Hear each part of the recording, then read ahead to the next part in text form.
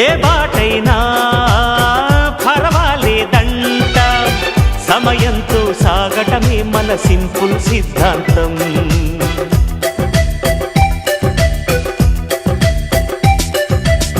చిరుగాలికి పరిమళమిచ్చే సిరిమల్లెల వనమై ఉందాం, గగనాన్ని నేలను కలిపే హరివిల్లుల బంతెన అవుదాం.